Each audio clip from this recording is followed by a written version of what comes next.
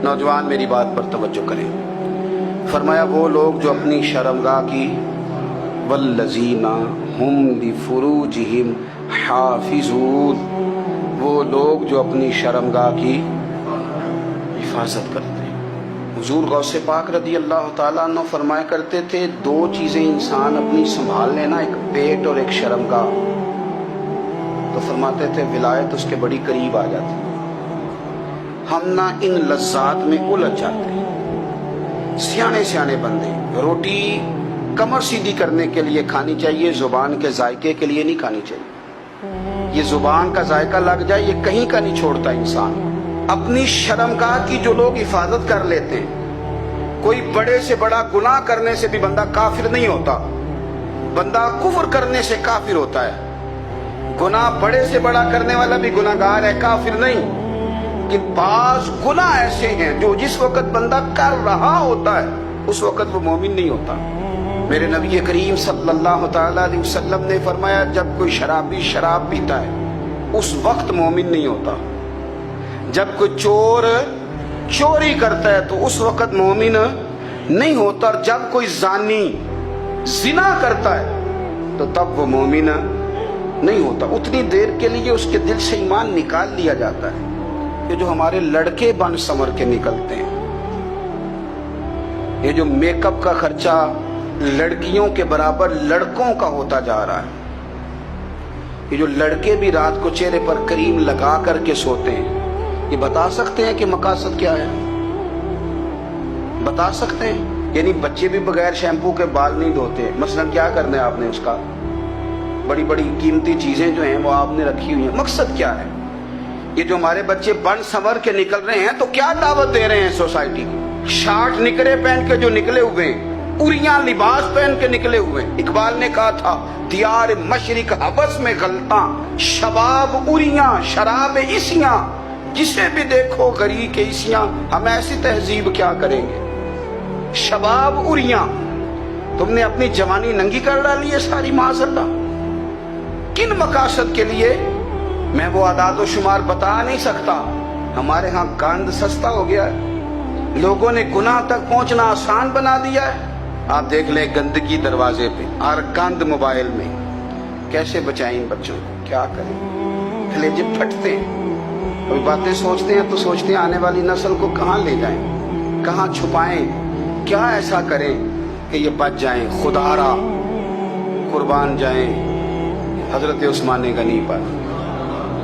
मुसन्नफ इब्न अबी शैबा में सहाबा फरमाते, हजरत उस्मान गनी ना बड़े मालदार थे। माल आता है तो लोग अय्याश नहीं हो जाते, माल आता है तो लोगों की ख्वाहिशात बहुत बढ़ नहीं जाती। बड़े मालदार थे, मालदार भी थे और सोने भी बड़े थे। हजरत उसामा बिन ज़ाद कहते हैं, मैंने जिंदगी में इतना सोना बंदा नहीं देखा जितने हजरत उस्मान गनी खूबसूरत थे। पैसा भी हुस्न भी, लेकिन फरमाते हैं कि हजरत उस्मान गनी सबसे बढ़कर अपनी शर्मगाह की हिफाजत करने वाले और सबसे बढ़कर सिला रहमी करने वाले, रिश्तेदारों से अच्छा सलूक करने वाले, हया वाले, शर्म वाले, पाकीज़गी वाले। आपका ज़हन है, आप सुबह उठते ही ज़हन बना लें कि मैंने आज इतना सबक पढ़ना है, आज इतनी तफसीर देखनी है, इतनी इबादत करनी है, फलानी नात मैंने देखनी है, फलां खैर का काम करना है, फलां आदमी के साथ नेकी करनी है। सुबह ज़हन बना लें, आपका ज़हन वही काम करने लगेगा। लेकिन अगर सुबह उठते ही ज़हन में गंदगी है, रात को सोते ही माज़अल्लाह ज़हन में वसवसे हैं, तो फिर सारा दिन वही चक्की चलेगी, वही अंदाज रहेगा। थोड़ा सा आपको इसकी निगरानी करनी है, थोड़ा सा। फाशी उरियानी ये तेजी से फैल रही है, तेजी से गंदगी लोग कशीद करके लाते हैं। और हया का मतलब सिर्फ इतना ही नहीं है आप जिना और बदकारी से बचें, आप अपनी जुबान को भी हया वाला बनाएं। कोई कच्चा कमजोर जुमला, गंदी बात, गाली कभी भी जुबान पे ना आए। आपका अंदाज हया वाला हो, बेबाक हो जाना, बेबाक बोलना। मैं बारीकी से इस बात को समझता हूँ और मैं आपको बहुत सारी बुजुर्गों के इरशादात का निचोड़ अर्ज करने लगा हूँ। आप अपना ज़हन साफ कर लें, आपके बहुत सारे काम वैसे ही सही हो जाएंगे। क्योंकि हमारे दीन के अंदर ज्यादा अजर नीयतों और इरादों पे मिलता है। آپ کے جو اندر کی پاکیزگی ہے وہ بہت سارا فضل لاتی ہے اللہ کا. اور اگر دل ہی ناپاک ہو، ذہن ہی ناپاک ہو، تو وہ خیر کی چیزیں کس طرح کر کے داخل ہوں گی؟ اپنی شرمگاہ کی قربان جائیں. نوجوانوں ذرا غور کرنا. میرے نبی کریم صلی اللہ تعالی علیہ وسلم کے بارے میں حضرت عائشہ صدیقہ فرماتی ہیں کہ عرب کی کواری لڑکیاں بڑی حیا والی ہوتی تھیں، لیکن اللہ کے پیارے رسول صلی اللہ علیہ وسلم عرب کی کواری لڑکیوں سے بھی بڑھ کر حیا والے تھے.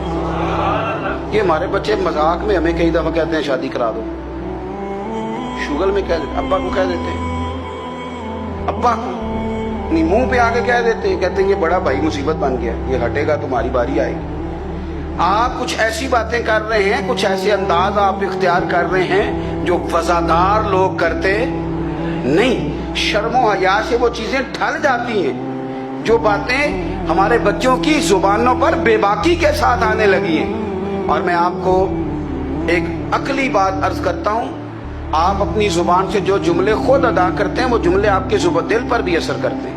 اگر آپ غلط بات بار بار کریں گے تو آپ کا دل بھی غلط بات کی طرف مائل ہو جائے گا. آپ 10 بار 15 بار 20 بار کوئی خیر کی بات کریں، خیر کی، تو آپ دیکھیں کہ آپ کا دل بھی خیر کی طرف مائل ہو جائے گا.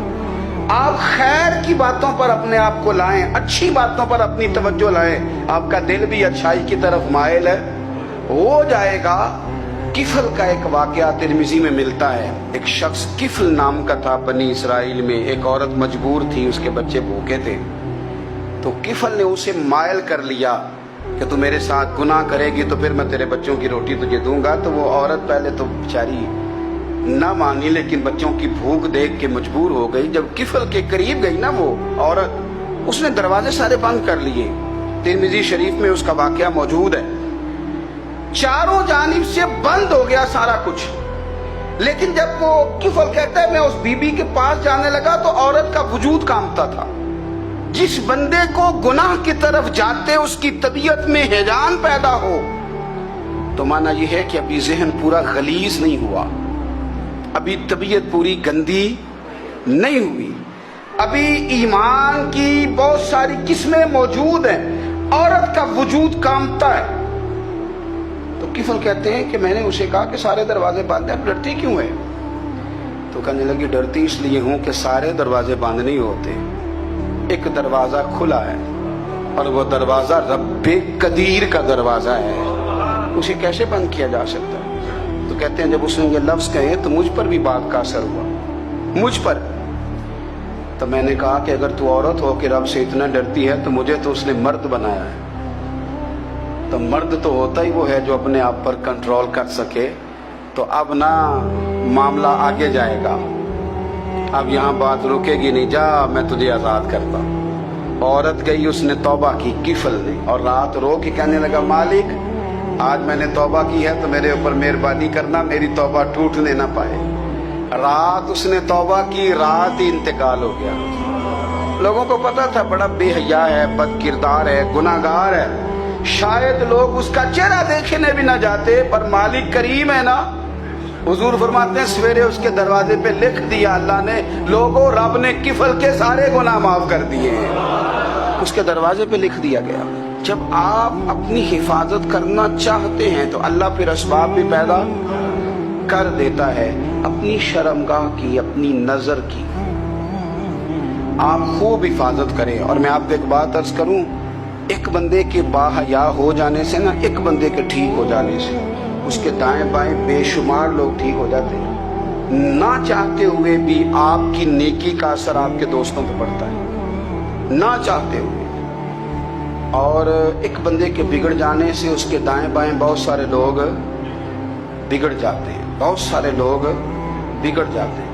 آپ اگر اپنے لب و لہجے پر یہ پابندی لگا سکیں اور اپنے آپ کو اگر آپ سنبھال سکیں تو پھر یاد رکھیے گا بڑی ساری چیزیں بہتر ہو جائیں گی. کچھ چیزیں ایسی ہوتی ہیں جو ہم نہ فراخ دلی سے بانٹتے ہیں، اور کچھ چیزیں ایسی ہوتی ہیں جو مجبور ہو کر ہم دیتے ہیں. کئی دفعہ ایسا ہوتا ہے کہ سامنے والا کچھ زیادہ تکلیف میں ہوتا ہے اور ہمارے پاس بھی وسعت نہیں ہوتی، لیکن زیادہ اجر اسی بندے کو ملتا ہے جو تھوڑی تکلیف برداشت کرے اور سامنے والے کی تکلیف کو دور کرے.